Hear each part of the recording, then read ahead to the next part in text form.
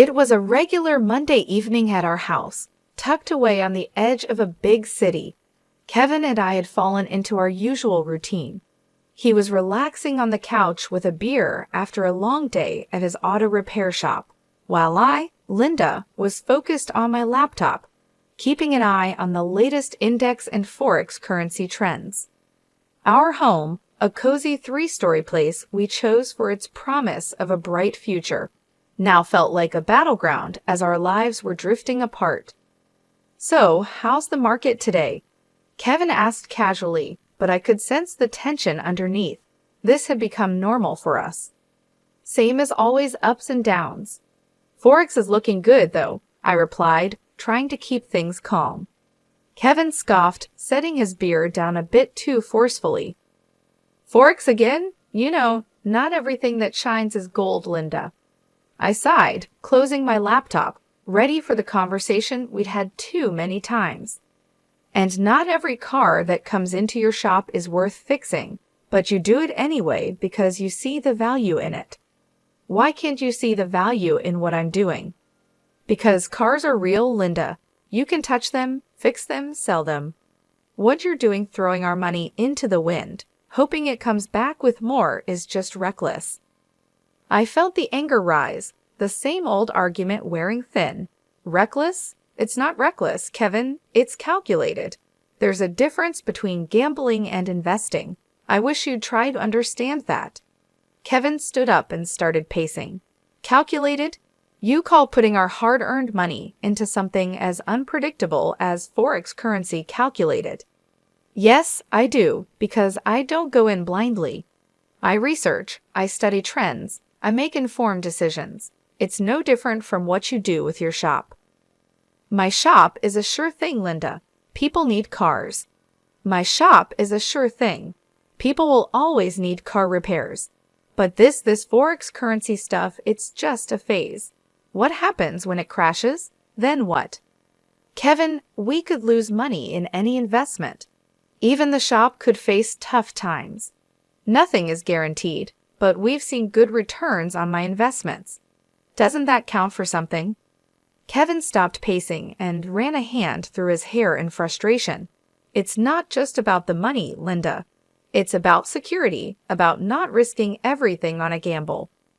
Why can't we invest more in the shop, expand it? That's a real, solid way to grow our money. And put all our eggs in one basket? What if something happens to the shop, Kevin? Diversification is important. That's basic investing." He shook his head, the gap between us feeling wider than ever. "Diversification, sure, but into something stable, not this digital nonsense." I stood up, feeling the need to defend my choices and my independence. "For someone who runs his own business, you're really closed-minded." "And you're really stubborn," he shot back. "All I'm saying is we could be using that money to build something lasting, something real, not just numbers on a screen." As usual, the conversation was going nowhere. "Let's just agree to disagree, okay? I won't criticize how you run your shop, and you don't criticize my investments." Kevin sighed, the fight draining out of him. "Fine, but just remember, Linda, when all this blows up in your face, don't say I didn't warn you." The tension between Kevin and me wasn't the only strain in our lives. His family dynamics added another layer of stress.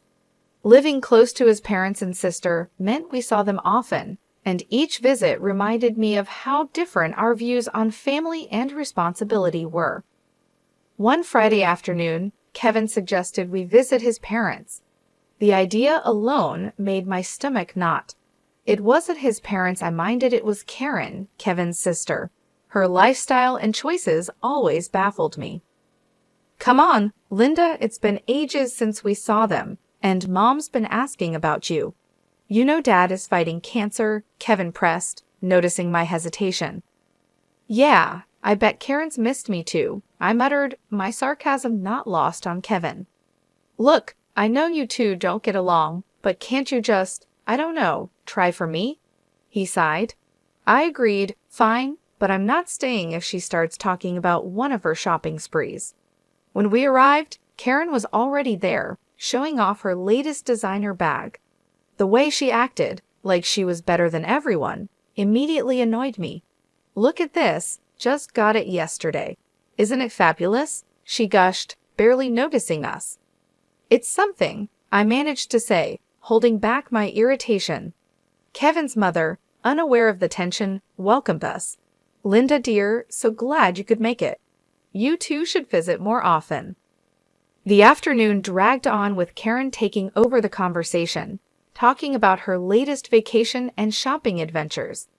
I tried to stay calm, barely speaking, but my patience was running out. "So Linda, still playing with your index and bits?" Karen sneered, her tone full of contempt. "It's called investing, Karen. You should try it sometime, instead of wasting money on things you don't need," I shot back, my annoyance slipping out. Kevin gave me a warning look, but it was too late. Karen scoffed. "Investing? Please, like gambling online is something to brag about. At least when I spend money, I have something to show for it." "Something to show until it goes out of style next season," I retorted, unable to hold back. "That's enough, both of you," Kevin's father cut in, his voice firm. "We're here to enjoy each other's company, not to argue." The rest of the visit passed in uncomfortable silence. As we left, Kevin couldn't hide his frustration. "Linda, why do you have to provoke her? Can't you just let it go for one afternoon?" "Me, provoke her? She's the one who started it with her snide remarks. I'm just not going to sit there and take it, Kevin. Sometimes I wish you'd try a little harder for the sake of peace." "Try harder, Kevin. I'm not the one splurging on luxuries and flaunting them in everyone's face. Why doesn't anyone tell her to stop acting like a spoiled brat?" "Because she's family, Linda. We look out for each other, even if we don't always agree with what they're doing." "That's the thing, Kevin. Looking out for each other is one thing, but enabling bad behavior is another. There's a difference, and it's about time someone pointed it out to her." Kevin sighed, the weariness clear in his voice. I know, but what can we do? She's set in her ways, and Mom and Dad aren't going to change how they treat her. It's not just about Karen, Kevin. It's about us too. How are we supposed to plan for our future when there's always going to be this financial black hole in your family? "We'll figure it out, Linda. We always do." The news hit us hard and fast. Kevin's dad, Mr. Thomas, had lost his battle with cancer. One moment we were talking about treatment options, and the next, we were mourning. Amid the shock and grief, Karen took charge of the funeral arrangements. It wasn't long before she dropped a bombshell. Sitting in our living room, Kevin looked like a storm cloud had settled over him. "Linda, Karen says the funeral is going to cost $90,000. She expects us to cover half." I almost choked on my tea. $90,000? Kevin, that's crazy. Are we paying for a funeral or a royal wedding? Kevin's face darkened, his eyes narrowing. "Now's not the time, Linda. This isn't about the money. It's about giving my dad the send-off he deserves. $90,000? There has to be a mistake. That's just too much." Kevin's voice rose, and I could see the vein in his forehead pulsing. "My dad just died, Linda, and here you are, arguing over money. What's wrong with you?" I flinched at his harshness. "I'm not arguing, Kevin. I'm just shocked. We've never even spent that kind of money on our own house." Kevin stood up abruptly, his chair scraping the floor. "You know what? I don't need this. I don't need you telling me what's too much for my father's funeral. If you can't look past your spreadsheets for once, maybe you should just stay out of it." His words hurt, but I swallowed my response. This was grief talking, not my Kevin. "I'm sorry, Kevin. I'll transfer the $50,000 to Karen. It's just, this is a lot to take in." Kevin paced the room, his hands buried in his hair, a gesture of frustration I knew all too well. "Yeah, well, it's not just about the money, Linda. It's about doing right by him. And if that means paying whatever it costs, then so be it." When I confirmed the transfer to Karen, Kevin barely acknowledged it. He seemed lost in his own world of grief and anger. The distance between us felt immense, even though we were just a few feet apart in our living room. Walking into the funeral agency, I felt the weight of the world on my shoulders. The past few days had been a blur of grief and confusion, but nothing could have prepared me for what I was about to find out. "I'm here for Mr. Thomas's funeral," I told the woman behind the counter, trying to keep my voice steady. She looked up from her computer with an apologetic expression. "I'm sorry, ma'am, but you're a day late. Mr. Thomas was cremated yesterday." My heart stopped. What? But I was told the funeral was today. She shook her head gently, her eyes full of sympathy. "The family requested to move the date forward. I'm very sorry for your loss and the confusion." I stood there in shock, my mind racing. How could Kevin not tell me? Why was I kept in the dark about such an important change? Fuming, I dialed Kevin's number, my fingers shaking with anger and disbelief. "Kevin, why didn't you tell me the funeral was moved? I just showed up like a fool, only to find out I missed everything." Kevin's voice was cold and distant. "Because I didn't think you cared, Linda. All you've done is complain about the costs and question every decision. Why would I think you'd want to be there? Because he was my father-in-law, because I'm your wife. How could you just leave me out like that?" My voice cracked, a mix of hurt and fury. "Well, maybe not for long," he shot back, and I could hear the bitterness in his voice. "What's that supposed to mean?" I demanded, my heart sinking. "I'm done, Linda. I can't do this anymore. I can't be with someone who's so indifferent. You care more about your bitcoins and index than this family. I've got the divorce papers ready." His words hit me like a slap in the face. Divorce? Was he serious? You're kidding, right? Over this? Kevin, we can talk about it. We can work things out. "No, Linda. It's too late. The house is going up for sale. We'll split everything and go our separate ways." That was it. I was speechless, the reality crashing down on me. This wasn't happening, it couldn't be. Stunned, I wandered back to the parking lot, feeling lost. As I was heading back to my car, I saw Karen pulling in, driving a brand new luxury car. The sight of it made my blood boil. "Nice car, Karen. Where'd you get the money for this inheritance?" I asked, trying to keep my voice steady. Her smile didn't reach her eyes as she casually tossed her hair back. "Yeah, something like that. Dad left me a little something." The way she talked about her father while carrying shopping bags, without a hint of sadness, was infuriating. "A little something, huh? Looks like morning is treating you pretty well." Karen's smile faded, replaced by a smirk. "Well, we all grieve in our own ways, don't we? Some of us invest in index, and some of us in cars." I clenched my fists, the unfairness of it all burning inside me. This was all wrong. Kevin and I were falling apart, and here was Karen, benefiting from the chaos. "Enjoy the car, Karen. Looks like it cost a pretty penny, or should I say, a pretty dollar." She laughed, a hollow sound that echoed in the empty parking lot. "Oh, Linda, always so worried about money.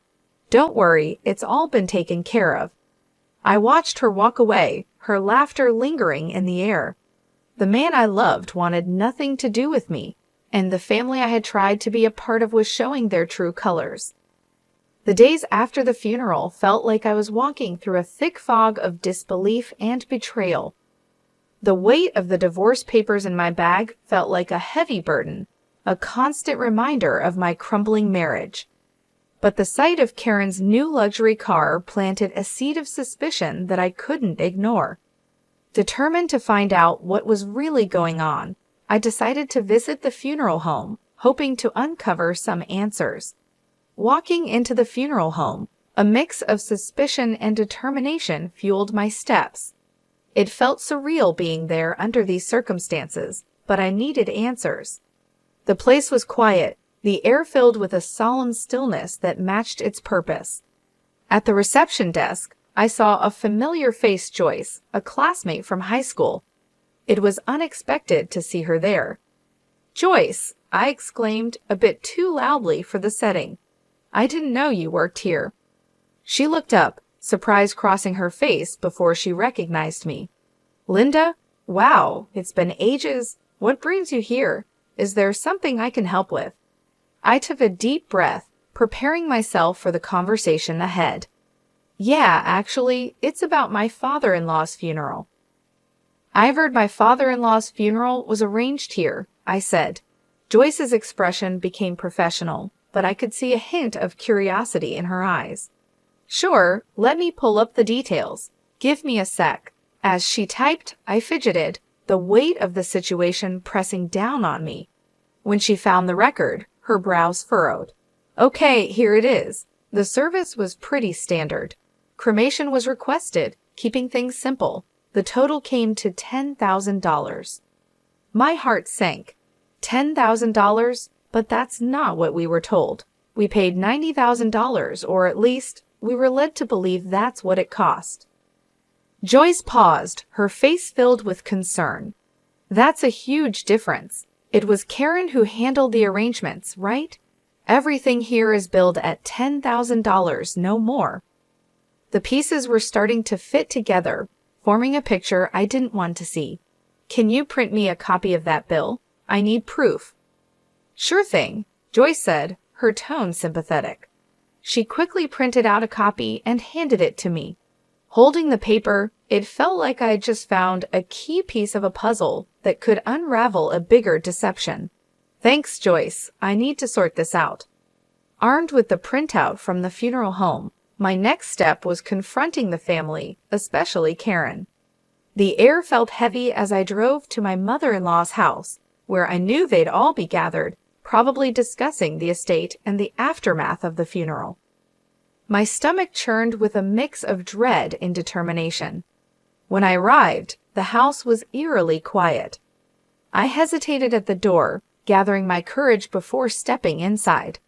The sound of my footsteps echoed through the hallway, announcing my arrival. In the living room, Kevin, Karen, and my mother-in-law were seated, looking like a picture of mourning that was about to be shattered. My mother-in-law, her eyes shadowed with grief, broke the silence first. Dear, we missed you yesterday at the funeral. We thought you'd be there. Taking a deep breath, I replied, I was told it was today. I'm so sorry for your loss. My voice was steady despite the storm of emotions inside me. I then turned to Kevin. Can we talk in private? I hope to spare his mother any more distress. Kevin's response cut through the room. No secrets here. You're not part of this family anymore, remember? His words stung, but I pushed on, pulling out the bill from the funeral home. Then explain this to me. The funeral cost $10,000, not the $90,000 Karen claimed. Where did the rest go? Kevin looked genuinely shocked, turning to Karen with a bewildered expression. What's this about? Karen squirmed under our gazes. I needed the money, Karen finally admitted, her voice small. Her confession hung in the air, heavy with tension. Kevin's mom, overhearing, added, Your father saved for his own funeral. I even gave Karen $15,000 more to cover everything. I did the math out loud, feeling the tension rise. $100,000 in total, and only $10,000 spent. Karen, where's the rest? Flustered, Karen admitted to spending the money on a new car for herself, her eyes avoiding mine. I expected Kevin to explode, but instead, he gently told Karen, You shouldn't have done that. Be more careful next time. His response shocked me. Careful? She committed fraud, Kevin, and you're okay with that? Kevin's justification left me stunned. You wouldn't understand. You've got no family. You don't get what it means to stick together. That was the last straw. In front of everyone, I signed the divorce papers with a flourish. Karen, you owe me $50,000. Pay up, or I'm going to the police. Kevin's protests followed me as I walked out, but I didn't look back. I had seen and heard enough. The betrayal was complete, and so was my resolve. As I walked away, the finality of my decision settled in. There was no going back, only forward, away from the lies and deceit that had tainted what I once considered family. Packing up my life into boxes felt surreal. like I was watching someone else's story unfold. The for sale sign outside the house was a stark reminder of how final everything was. By afternoon, I was settling into a small apartment that felt more like a fresh start than a downgrade. That evening, as I was sorting through the remnants of my past life, my phone rang. Kevin's name flashed on the screen, a name I no longer felt any attachment to. I answered, curiosity overtaking my resentment. "Linda, you need to back off from Karen." Kevin's voice came through, harsher than usual. "Back off?" I laughed, cold and sharp. "Not a chance, Kevin. She took from me, and I want it back. Your sister is a thief." Kevin was silent for a moment. "She's family. You wouldn't understand." "Family?" I scoffed. "That ship has sailed, Kevin. As far as I'm concerned, you and your sister are just people I used to know." He tried to argue, but I cut him off. "Save it. Karen has 3 weeks to return my money, or I'm pressing charges. And you stay out of it. You're nothing to me now." Hanging up, I felt a mix of sadness and liberation. The man I once loved was now just a memory. The man I once loved had become just another obstacle in my path to reclaiming my life. 3 weeks later, a knock at my door signaled the return of my $50,000. Karen stood there, her posture defiant, a smirk on her lips.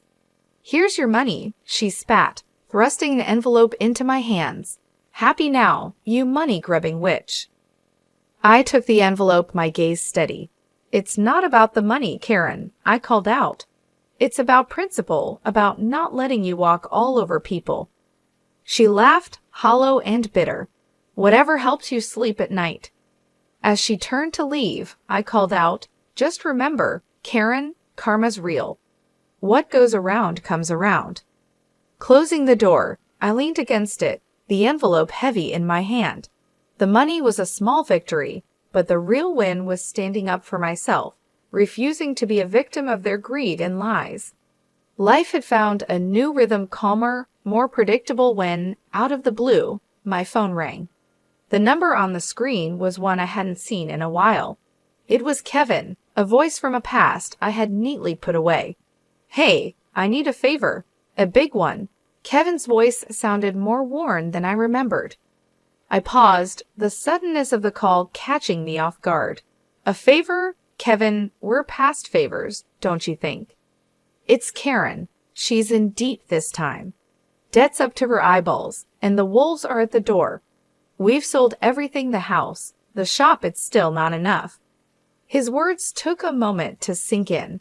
"And you're calling me? Why? I'm not part of the circus anymore, Kevin." He sighed, the sound of desperation clear. "Come on, don't be like that. You got out, made it big with your trading. Can't you spare something for old time's sake?" I couldn't believe what I was hearing. After everything, he still saw me as a lifeline for their mess. Spare something for her, after she nearly ruined us with her lies? You've got some nerve, Kevin. It's not just for her, it's for all of us. You wouldn't be where you are without me, don't forget that, he countered, his voice edged with bitterness. A short, sharp laugh escaped me. "Where I am is despite you, not because of you. You think I owe you. That's rich." There was silence on the line, heavy and uncomfortable. "So that's it then? You're going to turn your back on us?" he asked. "Us? There's no us, Kevin. There hasn't been for a long time. And as for turning my back, I think you've got me confused with someone who still cares." Hanging up, I felt a mix of emotions, anger, yes, but also relief. That chapter of my life was truly closed now. Sitting in the living room of my new house, a place that finally felt like home, I knew I was ready to move on. I had earned with my hard work and determination. I realized how far I had come. This was my sanctuary, built not on lies,